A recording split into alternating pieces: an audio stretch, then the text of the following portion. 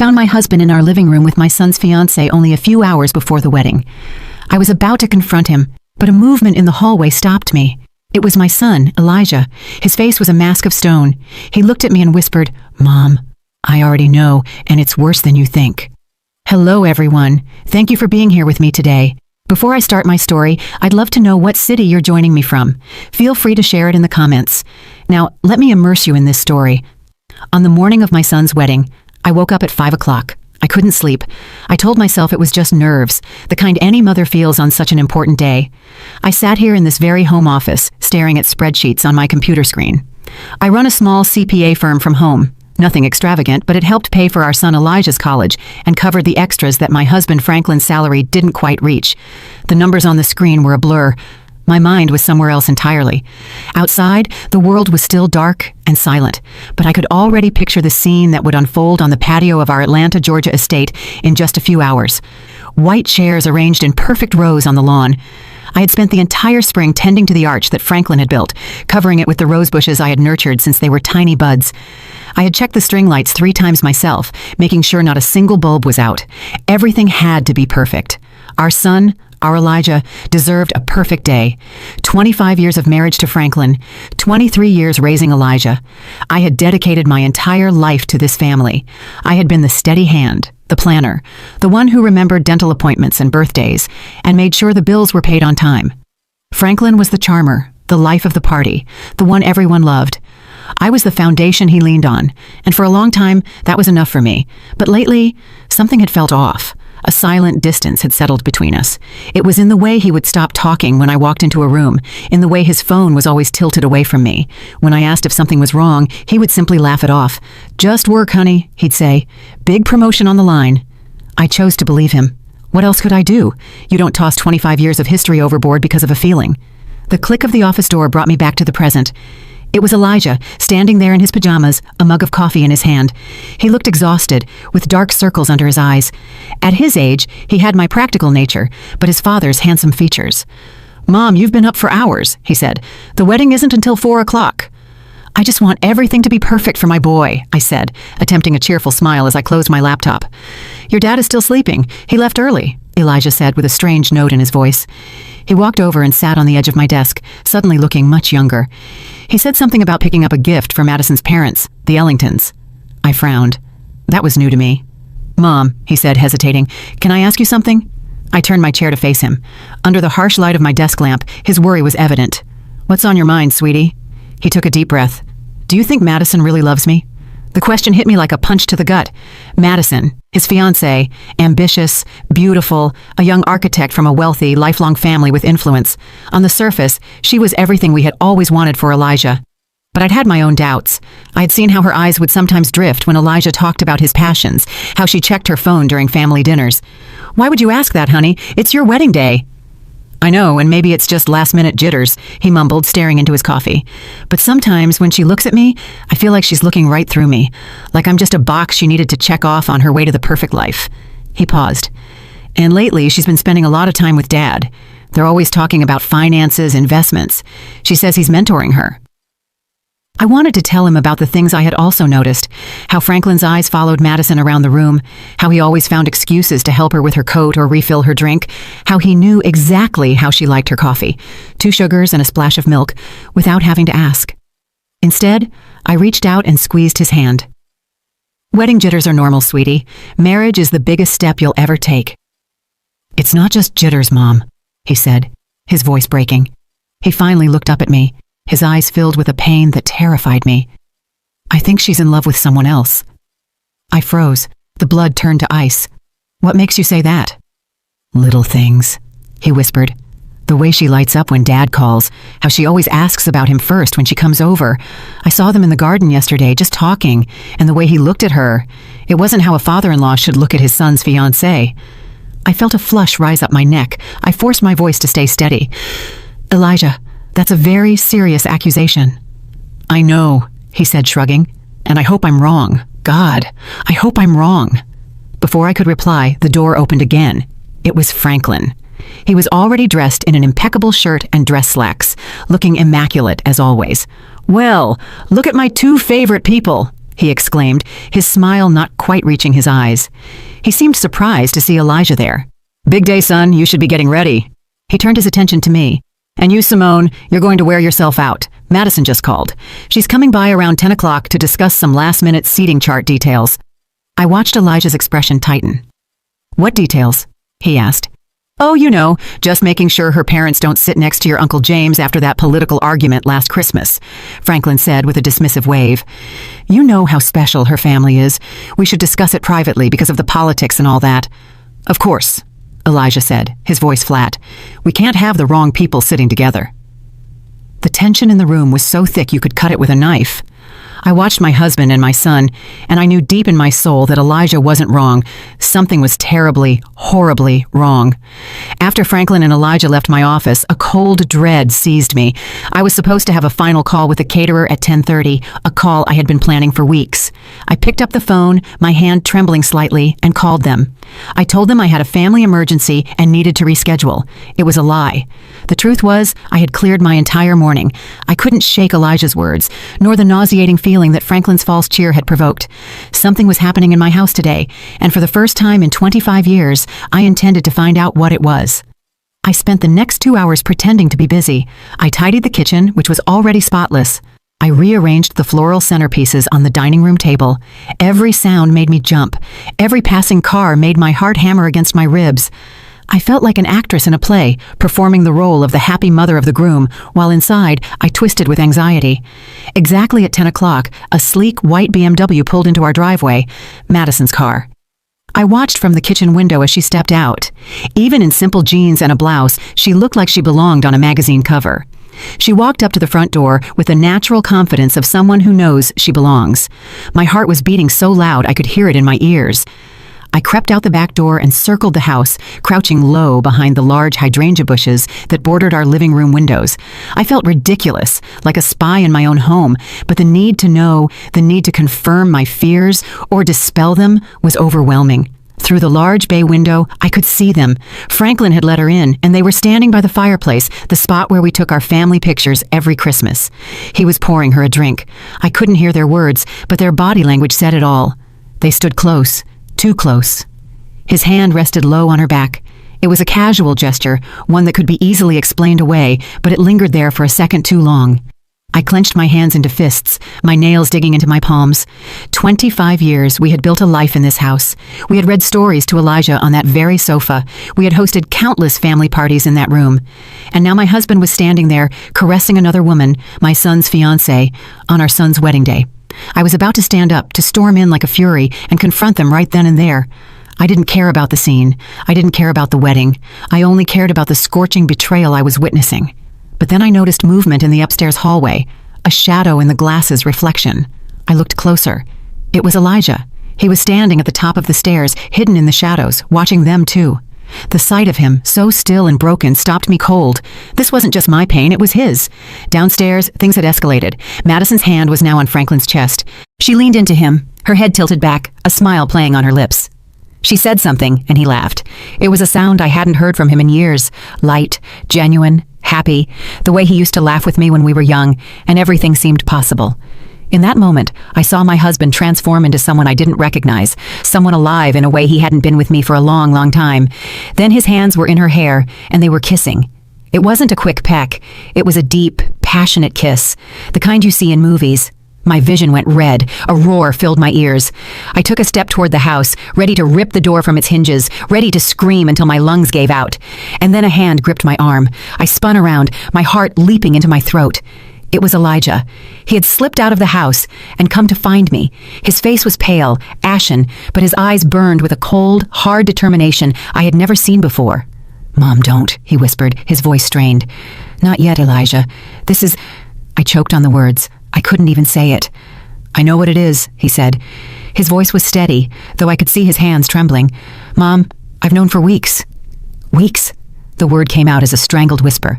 I stared at my son, the boy I had raised, who now looked at me with the eyes of a man who had seen too much. We were still crouched behind the hydrangeas. The beautiful flowers I'd been so proud of were now serving as a hiding place for the destruction of our family. Inside the house, my husband and my son's fiancée had moved from the fireplace to the sofa. I couldn't bear to look. I didn't want to believe it at first, Elijah said, his voice low and urgent. I kept making excuses for them. He's just being kind. She's just nervous about joining the family, but it kept happening. The lingering looks, the private conversations, the way she lit up whenever he was near. He corrected himself. The slip-up, a painful reminder of a life that no longer existed. She was supposed to be getting a new mother figure, not a rival. I mean Madison. Why didn't you tell me? I asked, my voice shaking with a mix of shock and a strange protective rage. You shouldn't have had to carry this alone. Because I needed proof, he said, his jaw clenched. And because, he looked at me, his eyes much older than his 23 years. I wanted to give them enough rope to hang themselves. He pulled out his phone. His hands shook slightly as he tapped the screen. I hired someone, he confessed. What did you do? What? I'm not stupid, Mom. After I saw them having lunch together a month ago, a lunch Dad told me was a business meeting and she told me was an afternoon shopping with her girlfriends. I knew I wasn't crazy. I needed to know the truth. He handed me the phone. I hired a private investigator. My breath hitched. A detective. Elijah, the money. Don't worry about the money, he said grimly. It was worth every single cent. The first photo on the screen showed Franklin and Madison walking into the St. Regis Atlanta downtown. The timestamp indicated it was 3 weeks ago, a Tuesday afternoon, when Franklin was supposedly at a regional sales conference. The second photo showed them leaving together 2 hours later, looking heated and disheveled.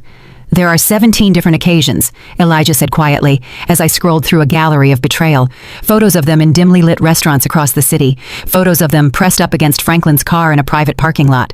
Photos of them laughing, holding hands, living a completely different life behind our backs. I felt sick. The sheer magnitude of the deceit was breathtaking. This wasn't a one-time mistake. It was a calculated, long-term affair. I stood up again. A fresh wave of rage washed over me. We're stopping this, I said, my voice like steel. Right now. No. Elijah's voice was sharp, making me crouch down again. Mom, trust me. I have a plan. A plan, Elijah? This is insane. We can't just let the wedding— Absolutely we can, he cut in, his voice ringing with an authority I'd never heard from him before. And we will. Mom, think about it.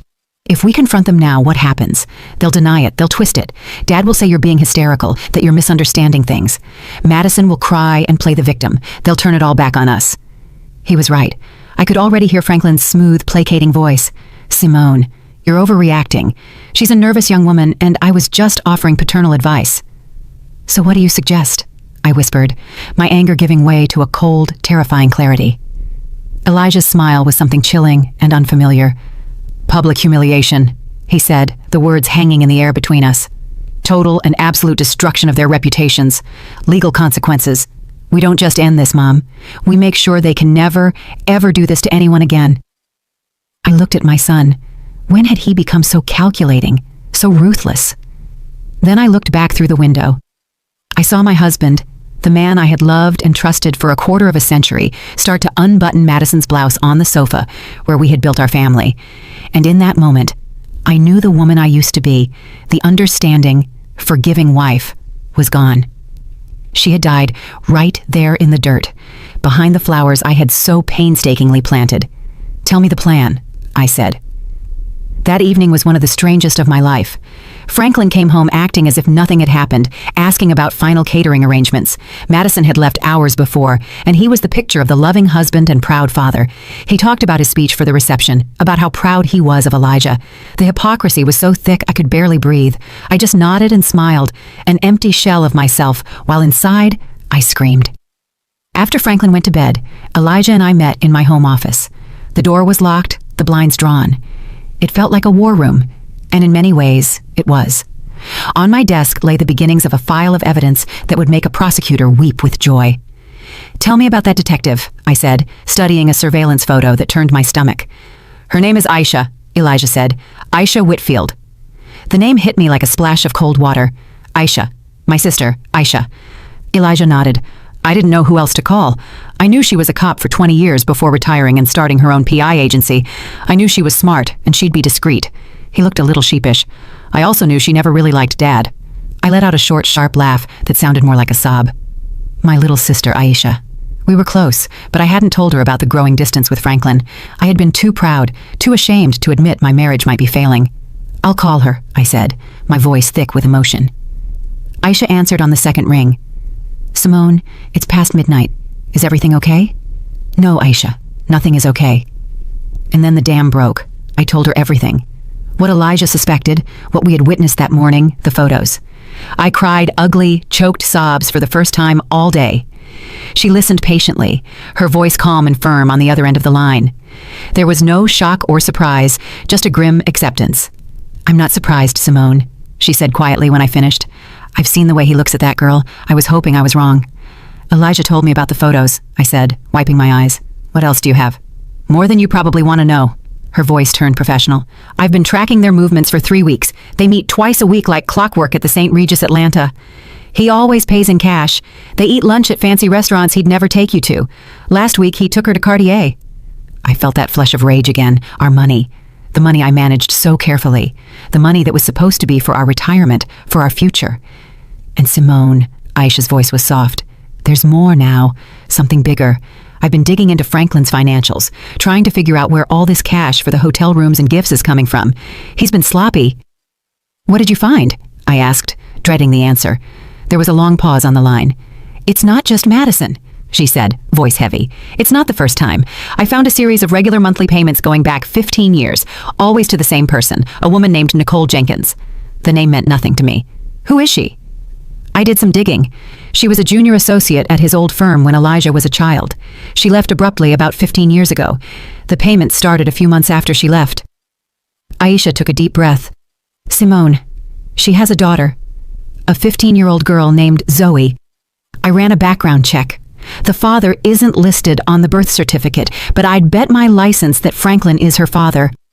The phone felt heavy in my hand. I couldn't breathe. A daughter, an entire other child. 15 years of lies, 15 years of a double life. The secret trips, the inexplicable expenses, the emotional distance. It all clicked into horrible clarity. I have to know for sure, Aisha, I whispered. I know, she said. I'll handle it. But Simone, you have to be prepared. When this drops, it's going to be a nuclear bomb. I know, I said, my voice cold and hard. That's exactly what we're counting on. The 24 hours leading up to the wedding were a blur of calculated deception. I moved through the preparations like a ghost, my body on autopilot while my mind raced. I smiled at relatives. I approved the final table settings with the wedding planner. I even helped Franklin with his tie, my fingers brushing the silk fabric as I imagined tightening it around his neck. Every interaction was a performance, every polite word a lie. Aisha worked quickly. She was a professional, and this was now personal. She told me she had a contact at a private lab. It's risky, Simone, but if we can get a clean DNA sample from Franklin, we can get a non-legal preliminary comparison to a sample from the girl. That night, after Franklin fell asleep, snoring softly beside me in the bed we had shared for a quarter century, I crept out of the room.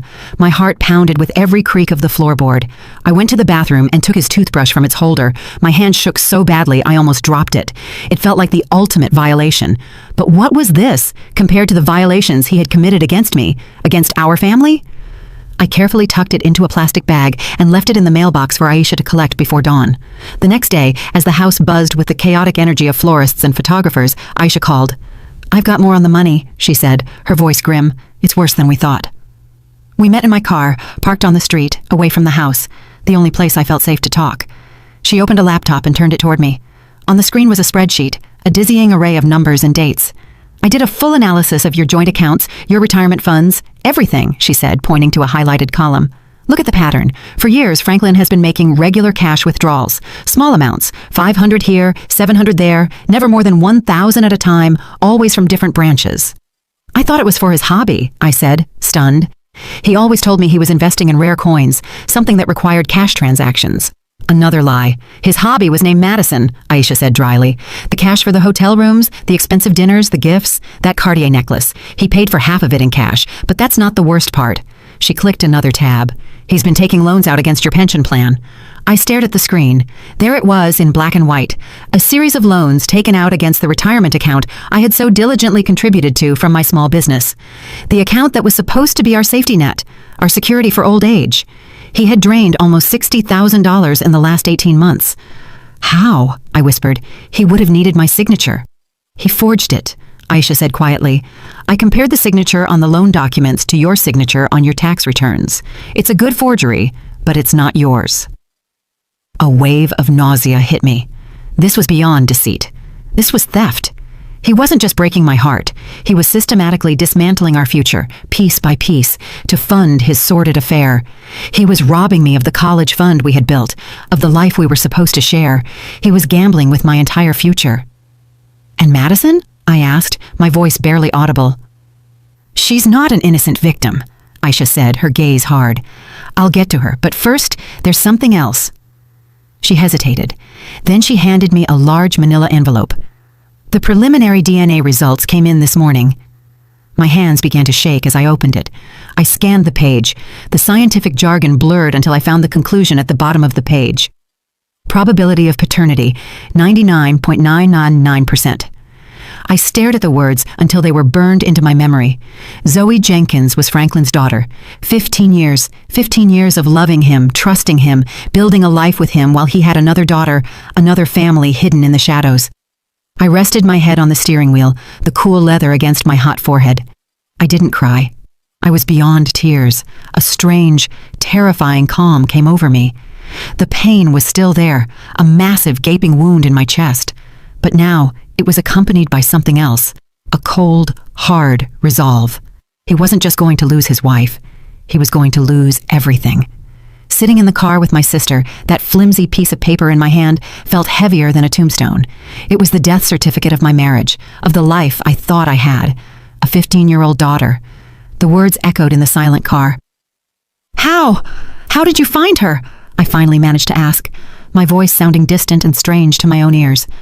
Aisha's expression was a mix of pity and professional resolve. It started with the payments. Once I had Nicole Jenkins's name, it wasn't hard to locate her. She lives just 2 towns over, Simone, about 20 miles away. 20 miles. For 15 years, he had been living a secret life a short drive away. How many times had he told me he was working late? How many business dinners had he attended? How many weekend golf trips had he taken? My mind spun as I mentally reviewed years of excuses and lies, each one now taking on a new, sinister meaning. "I swung by the house yesterday morning," Aisha continued, her voice soft. "I posed as a market researcher. Nicole opened the door, and behind her, I saw the girl, Zoe. Simone, she's the spitting image of him. The same dark, intelligent eyes that first drew me to him all those years ago. The same smile. She's unmistakable." I imagined it. An innocent teenager in all this, who looked just like my husband. A sister my son never knew he had. The thought was so surreal, so monstrous, that I couldn't fully process it. My family wasn't just broken, it was a fraud, a carefully constructed lie that I had unknowingly helped maintain for more than half my life. "Does the mother, Nicole, know about me? About Elijah?" I asked. "I can't say for sure," Aisha admitted. "But the way she lives, a nice house in a good school district, but no flashy career, it's clear Franklin is her primary source of financial support. She has every reason to keep things quiet. He wasn't just paying child support, Simone. He was funding her whole life with my money, with our money, my consulting money, our joint savings, the money he stole from our retirement." The betrayal was so deep, so layered. I felt like I was drowning. It was a systematic plunder of my life's work, my trust, and my future. I handed the DNA report back to Aisha. "Put it with the rest of the evidence," I said. My voice, stripped of emotion, was numb. The shock was so profound, it had short-circuited my ability to feel anything but a cold, heavy emptiness. I thought about that girl, Zoe. What kind of man tells his daughter he can't acknowledge her? What kind of man raises one son in the light while keeping another child hidden in the dark? The cruelty, not just to me and Elijah, but to this innocent girl, was astonishing. "And what about Madison?" I asked, needing to shift my focus, to latch onto a target for the anger that was starting to melt the ice in my veins. "You said there was more on her." Aisha nodded, her expression hardening again. "Right, Madison. Let's talk about the fiancé." She turned the laptop back to me and opened a new file. "She's not just sleeping with your husband. She's been embezzling funds from her law firm." The words took a moment to register. "She's a junior partner at a prestigious downtown firm," Aisha explained, displaying documents that looked like internal financial reports. "She's been inflating expense reports, creating fake invoices for non-existent consultants, and siphoning the money into a private bank account. They aren't large amounts each time, but it's steady. In the last year, she's stolen over $200,000. I gasped. $200,000? And I can trace some of that money directly to gifts for Franklin, Aisha said, showing me a bank transfer followed by a credit card statement that showed the purchase of a $1,000 watch. She was stealing from her partners to buy gifts for her lover, who was stealing from his wife to buy gifts for her. It's the most perfectly disgusting circle of deceit I've ever seen. So Madison wasn't just a homewrecker, she was a criminal, a thief, and she was about to marry my son, bringing her corruption and lies into the heart of what was left of my family. The numbness in my chest vanished, replaced by a white-hot fury. This wasn't just about a broken heart anymore. This was about protecting my son. This was about justice. This was about making sure these two people faced the consequences for every lie, every dollar, every broken promise.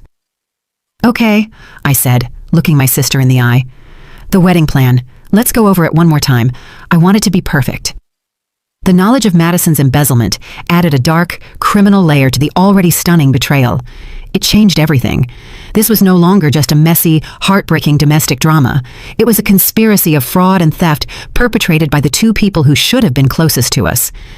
"How did you get all this?" I asked Aisha, pointing to the damning financial documents on her laptop screen. We were still in my car, the air thick with the smell of conspiracy and stale coffee. "Madison isn't as smart as she thinks," Aisha said with grim satisfaction. "She got careless, and I have friends on the police force who were willing to pull some strings when they heard the story. A buddy of mine on the economic crimes unit took one look at these patterns and knew exactly what he was seeing." She pointed to the screen. She was moving the money through a shell corporation she set up using her mother's maiden name. It was amateur. I thought of Madison's parents, the Ellingtons. They were pillars of the community. Her father was a respected federal judge. Her mother was on the board of 3 different charities. They moved in circles where reputation was everything. They believed their daughter was a shining star on the rise, marrying into a good, stable family. They had no idea their golden girl was a thief, and the stable family she was marrying into was a house of cards built on lies. The public humiliation was going to destroy them too. For a fleeting instant, I felt a pang of pity for them. They were innocent collateral damage, but that feeling was quickly extinguished by the fire of my own betrayal. "So Franklin is stealing our retirement money to buy gifts for his mistress," I summarized, the words tasting like venom. "And Madison is stealing from her firm to buy gifts for my husband, her lover, who is also her future father-in-law." I shook my head in disbelief. "This is movie stuff." "It gets better," Aisha said, a wry twist to her lips. "Some of the money Franklin took out of your pension plan, he invested in a sure-thing real estate deal Madison recommended to him." "Let me guess," I said, my voice dripping sarcasm. "The deal fell through." "The deal never existed," Aisha confirmed. "The money went straight into that secret account of hers. She was stealing from him, too. He was so blinded by his own ego and infatuation that he never even saw it." I had to laugh. It was a bitter, joyless sound. My brilliant, charming husband, the man who always thought he was the smartest person in the room, was being conned by a 20-something embezzler. It was almost poetic. We spent another hour going over the evidence Aisha had collected. She had everything: bank statements, surveillance photos, cash-paid hotel receipts, forged loan documents, and now a full criminal file on Madison's activities that was ready to be handed to the prosecutor. And of course, the DNA report, the irrefutable proof that cemented 15 years of deceit.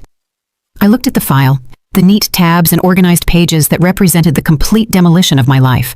25 years of marriage reduced to a stack of incriminating documents on the passenger seat of my car. Suddenly, a wave of exhaustion washed over me, so deep it felt like a physical weight pressing on my chest. "Aisha, can we do this?" I whispered. "Can we really stand up in front of 300 people and do this to our family?" Aisha reached over and put her hand on my arm. Her grip was firm, reassuring. "Simone, listen to me," she said, her voice serious. "What other option do you have? If you confront them in private, they will lie. They will manipulate you. They will turn Elijah against you. They will deny until you start thinking you're the crazy one. I've seen it 100 times. She was right. I knew she was right. Franklin was a master of manipulation. He could charm his way out of anything. "This way," she continued. "There is no escape. There is no room for lies. There is only the truth presented in front of everyone they tried to impress. This isn't just about revenge, Simone. It's about consequences. Madison has to face jail time. Franklin has to be held accountable not just for the cheating, but for the financial fraud he committed against you. This is the only way to make sure the lies stop forever." I took a deep breath, the stale air of the car filling my lungs. I thought of Elijah, his pale, determined face. I thought of Zoe, the daughter I never knew. I thought of the 25 years I had given to a man who had been lying to me since the beginning. "You're right," I said, my voice clear and firm again. "It's the only way." I started the car. "Let's go. We have a wedding to prepare for." The final hours before the wedding were the most surreal of my life. I went home and resumed my role as the calm, happy mother of the groom. I felt a strange sense of detachment, as if I were watching a movie of my own life. I saw myself laughing with my cousins, complimenting my sister-in-law's dress, and assuring the caterer that everything looked wonderful. Inside, I was a coil of tension and grief, but outside, the picture of maternal pride. Franklin was in his element, socializing with the early arriving guests, accepting congratulations with a wide, confident smile. He pulled me aside at one point, his arm around my waist. "You look beautiful, Simone," he said, his voice a low murmur in my ear. "Isn't it a perfect day?" I looked into his eyes, the eyes of the man I had loved for more than half my life, and felt nothing but cold, desolate emptiness. I smiled back. Perfect day. My son Elijah was a mirror of my own forced composure. He greeted his friends, posed for photos with his groomsmen, and played his part perfectly. But every time his eyes met mine across the crowded lawn, I could see the same steel resolve reflected there. We were in this together. We were soldiers waiting for the signal to strike. The plan was simple, and Aisha had rehearsed it with us until we knew it by heart. She had arrived early, disguised as a member of the catering staff. Her professional audio-visual equipment was hidden in plain sight. She had connected her laptop to the large projection screen we had rented, supposedly for a sentimental slideshow of Elijah's baby pictures. No one suspected a thing. She had a small remote control in her pocket. When the time came, all she had to do was push a single button. I had my own role to play. I had prepared the divorce papers with my attorney a week prior, a fact I had kept secret, even from Elijah. They were signed and notarized in a sealed envelope in my clutch purse. I also had a flash drive with copies of every piece of evidence Aisha had gathered. One way or another, my marriage would officially end today. There was no going back. I wasn't just planning a confrontation, I was planning the first day of the rest of my life. At 4:05, I took my seat in the front row. The string quartet began to play, and the wedding party made their entrance. Franklin sat beside me, squeezing my hand with what appeared to be genuine affection. I felt a tremor of revulsion, but forced myself not to pull away. Madison appeared at the end of the aisle, a vision in white lace. She looked radiant, beautiful, and utterly fraudulent. She smiled at the crowd. Then her eyes found Franklin in the front row. For a split second, a look passed between them, a look of shared secrets, of triumphant conspiracy. They thought they had won. They thought they were just minutes away from cementing their perfect, deceptive future. Elijah stood at the altar, his face an unreadable mask. When Madison joined him, he took her hand. His expression never wavered. He looked out at the crowd, his eyes scanning the faces until they landed on mine. He gave a single, almost imperceptible nod. It was time. The officiant began the ceremony with the usual words about love, commitment, and fidelity. The irony was so dense it was nearly suffocating. I wondered if Franklin and Madison were even listening, or if they were already planning their next secret rendezvous. The ceremony continued. They exchanged vows they didn't mean, promises they had already broken 100 times. My stomach churned with every lie that left their lips. Finally, the officiant reached the critical moment. He smiled benevolently at the crowd. "If anyone here has any reason why these two should not be joined in holy matrimony, speak now or forever hold your peace." A silence fell over the 300 guests. This was the moment. My heart hammered against my ribs so hard I thought it might break through. I could feel everyone's eyes on us. I took a slow, deliberate breath. Then I stood up. The moment I rose, a collective gasp ran through the 300 guests. The air, which had been filled with the soft melodies of the string quartet and the warm afternoon breeze, suddenly became thick and silent.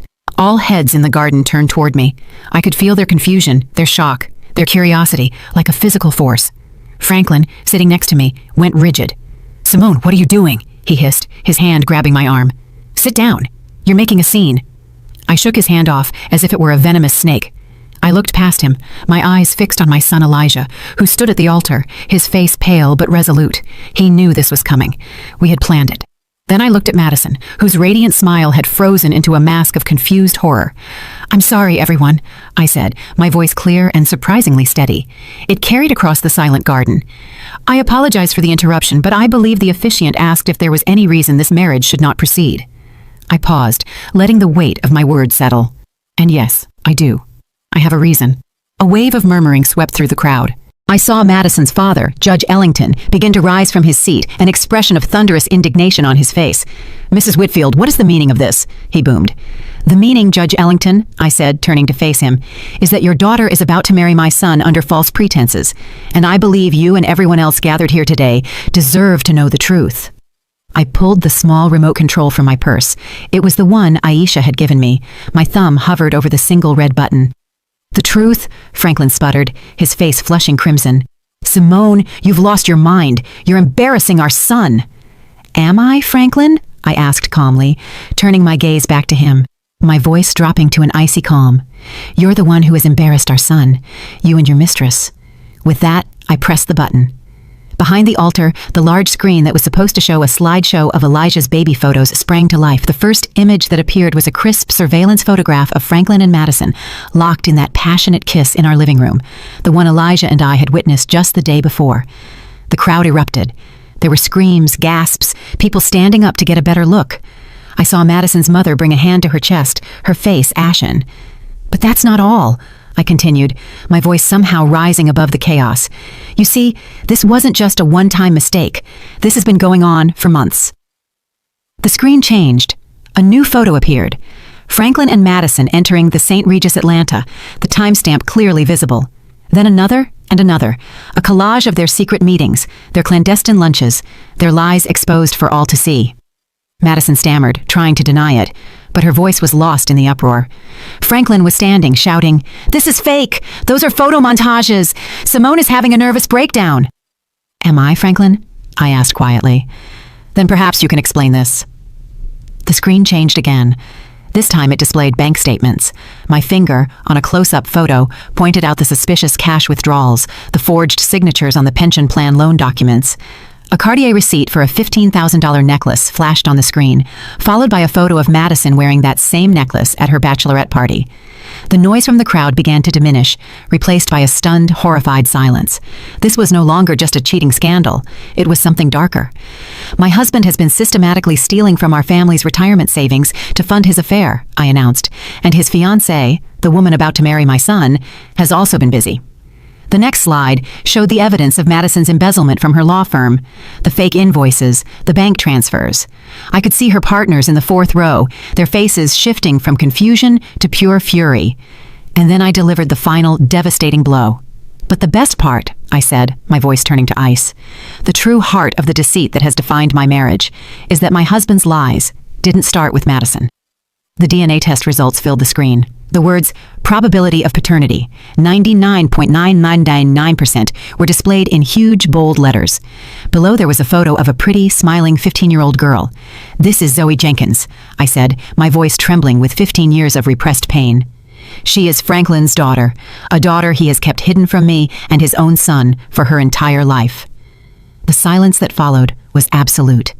300 people staring at the evidence of a betrayal so complete, so devastating, that even the most seasoned gossips were left speechless. And in that perfect, terrible silence, I watched the world I had known for 25 years burn to the ground. The silence was broken by a single, sharp sob. It came from Madison, who staggered, her face a ghastly white against the pure white of her wedding dress. Then she collapsed onto the ground in a heap of lace and shattered dreams. That single sound broke the spell. The garden erupted into chaos. People were yelling, pointing, pulling out their phones to record the disaster.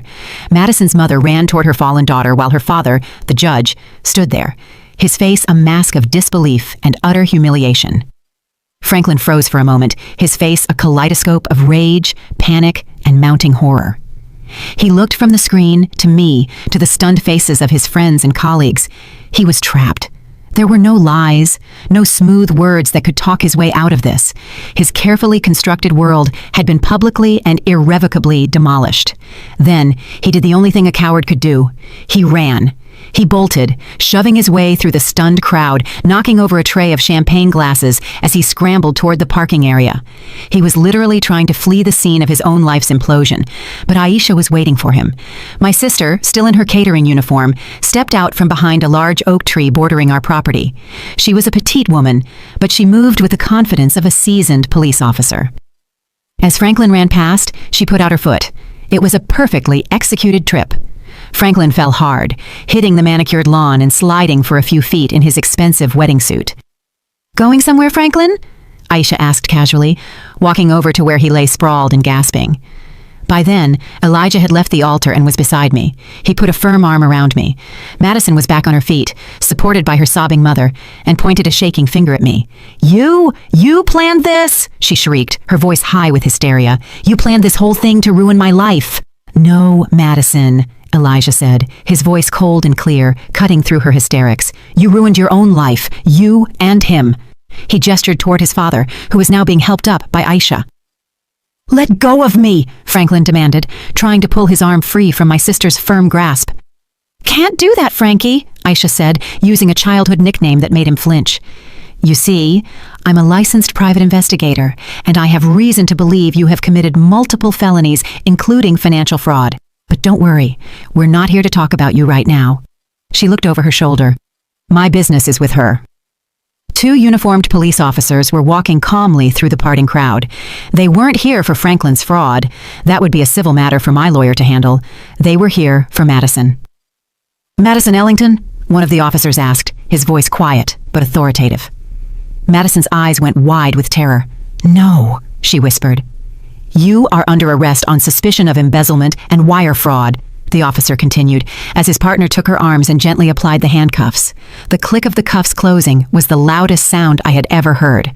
I saw Madison's face crumble as the realization hit her that this was not just public humiliation. This was not just a canceled wedding. This was real. There were going to be real, legal consequences. Her life, as she knew it, was over. As the police led a sobbing Madison away, her parents watched in stunned horror.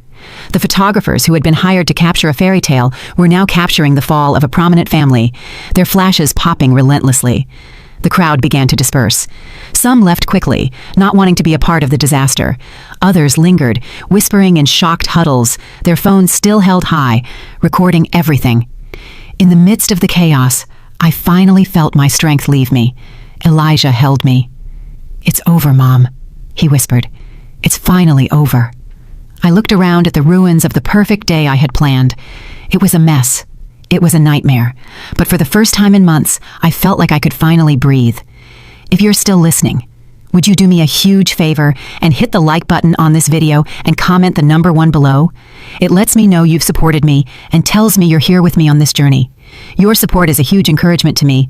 Please comment the number 1 and let me tell you what happened next. The 3 hours that followed the explosion were a blur of flashing blue lights, hushed conversations, and the slow, painful process of dismantling a wedding that never was.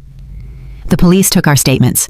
Madison was driven away in a patrol car, her beautiful wedding dress looking absurd and tragic in the harsh glare of the setting sun. Franklin, after being questioned and released, simply disappeared. He got into his car and drove away without a word to me or his son. "And you?" Elijah asked, a flicker of the old warmth returning to his eyes. "I don't know yet," I answered honestly. "I think I'm just numb." The next few weeks were a painful, messy ordeal. The story, as expected, became a local media sensation. Scandal on wedding day, fiancé arrested at altar, groom's father implicated in decades of deceit. Our names and faces were everywhere. I stopped answering the phone. I stopped leaving the house unless absolutely necessary. My small CPA firm suffered. Some longtime clients quietly took their business elsewhere, uncomfortable with the notoriety. The day after the wedding, I did exactly what I had planned. I walked into my lawyer's office, my purse containing the signed divorce papers and the flash drive of evidence, and I filed. With the mountain of proof we had, Franklin didn't even try to fight. The legal process was swift and brutal.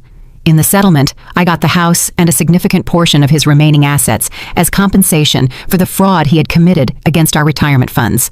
It wasn't a victory. It was restitution. Madison, facing overwhelming evidence, took a plea deal. She was sentenced to 2 years in a low-security prison and ordered to pay back every last cent she had stolen. Her family's reputation was shredded. Franklin's fall was quieter but no less complete. He lost his job, his reputation, and the respect of everyone he knew. He moved into a small apartment across town, and from what I heard, he rarely showed his face in public. But the most complicated part of the aftermath was Zoe. 2 weeks after the wedding, I received a letter. It was from Nicole Jenkins, Zoe's mother.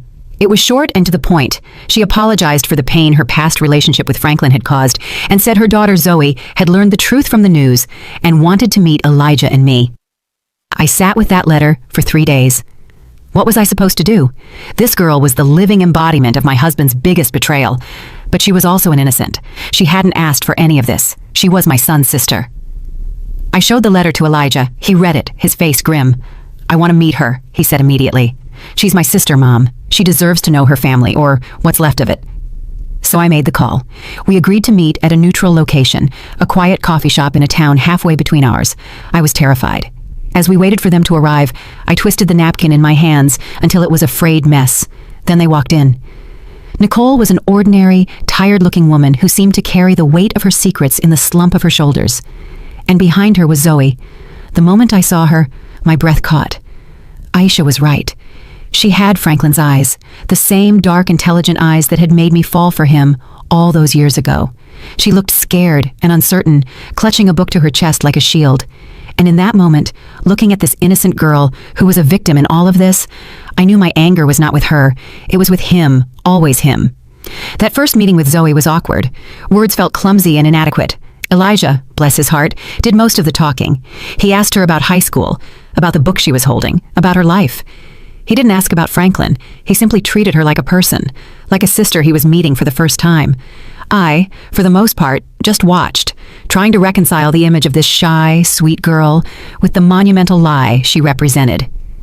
Slowly, tentatively, we began to build something new. We met again for coffee, then lunch. Elijah and Zoe started texting, discovering a shared love for old movies and spicy food. I found myself looking forward to seeing her, hearing about her life. She was bright, funny, and kind. She was an innocent soul caught in the wreckage caused by our parents. A year passed. Life settled into a new, unfamiliar rhythm. The divorce was finalized. The media storm subsided, replaced by newer, fresher scandals. I poured my energy into rebuilding my business, and slowly my clients started to come back. I sold the large family home with its yard full of ghosts and bought a smaller, more manageable townhome for myself. It was quiet, peaceful, and it was mine. Elijah, after months of therapy to work through the trauma of the betrayal, was thriving. He had left his corporate job and gone back to school to pursue his true passion, landscape architecture. He was designing beautiful spaces, creating order and beauty out of dirt and stone, a fitting metaphor for what he was doing with his own life. He was dating a lovely young woman, a kind, genuine librarian who looked at him like he was the only person in the world. And Zoe. Zoe had become a part of our lives. She came over for dinner every other Sunday. She and Elijah had developed a real sibling bond, teasing each other and talking for hours. I found myself feeling a fierce, protective love for her. She was no longer a symbol of betrayal. She was just Zoe, my son's sister, and in a strange way, a part of my family. One evening, about a year after the wedding that wasn't, I was sitting in the living room of my new home when the doorbell rang. It was Franklin. I hadn't seen or spoken to him since the day he fled our ruined reception. He looked diminished, older, grayer, the confident arrogance gone, replaced by a deep weariness. He asked if he could come in. I hesitated. Then I stood aside. He told me he was in therapy. He said he was trying to understand why he had done the things he had done. He apologized. He said he was sorry for the lies, for the betrayal, for the pain he had caused me, Elijah, and Zoe. I listened, and I knew he meant it, but an apology couldn't erase 25 years of deceit. "I forgive you, Franklin," I said, and I was surprised to find I actually meant it. Not for you, but for me. I can't carry that anger anymore. It's too heavy. I looked him in the eye. "But I will never trust you again. We can never go back." He nodded, a sheen of tears in his eyes. "I know," he whispered, and then he left. That night, as I got ready for bed, I found myself thinking about the woman I was a year ago, crouched in the dirt behind the hydrangeas. She was so broken, so lost. I wished I could go back and tell her that everything would be okay, that the pain wasn't the end of the story. The family I thought I had was a lie. It shattered into a million pieces on that sunny afternoon, but what Elijah, Zoe, and I built in its place was smaller, quieter, and imperfect. But it was honest. It wasn't built on comfortable lies, but on a difficult, painful, and ultimately freeing truth. We had lost everything, but in doing so, we had found something real. And for the first time in a long, long time, that felt like enough. Thank you. Thank you for listening to my story. If you've been through something similar, or if any part of this has resonated with you, please feel free to share your thoughts in the comments. Your stories matter. And if you'd like to hear more, please consider liking this video and subscribing to the channel. Be kind to yourselves, and I'll see you next time.